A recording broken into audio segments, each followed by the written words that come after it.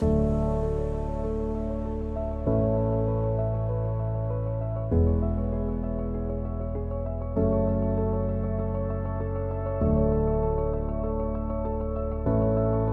m'appelle Catherine Goldberg et je suis la directrice générale de HIS, donc la grande chef. Ça fait plus de 10 ans que j'occupe ce rôle-là. Avant ça, j'avais un autre rôle, mais je suis devenue la grande chef en juillet 2014. Évidemment, un des éléments qui m'a marqué, c'est le Covid et la période autour du Covid. C'était une période complètement incroyable, c'est-à-dire qu'on avait une vie complètement binaire. À l'hôpital, c'était une ruche super agitée, tout le monde était là, tout le monde était solidaire, on se voyait, on faisait des réunions, on était tout le temps ensemble avec beaucoup de gens qui se parlaient pour organiser les choses. Et puis quand on sortait de l'hôpital, la ville était vide, la ville était morte, les gens étaient confinés chez eux, ils pouvaient quasi jamais sortir et nous, on avait la ville pour nous. Je me rappelle d'un trajet entre Baron-Lambert et Bracops où je n'ai croisé aucune voiture. Je pense que le style de management a très fort évolué. On était dans un management très années 80-90, donc avec des structures très pyramidales et un management assez top-down.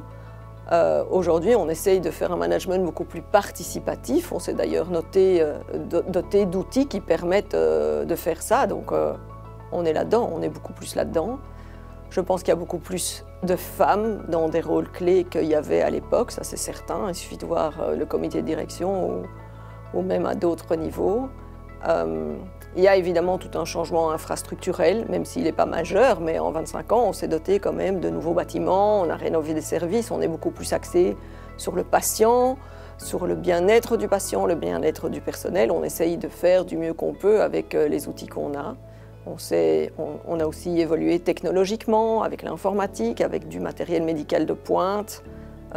Oui, 25 ans, c'est un quart de siècle, hein, donc il se passe beaucoup de choses. Je travaille avec une équipe dont je suis très proche.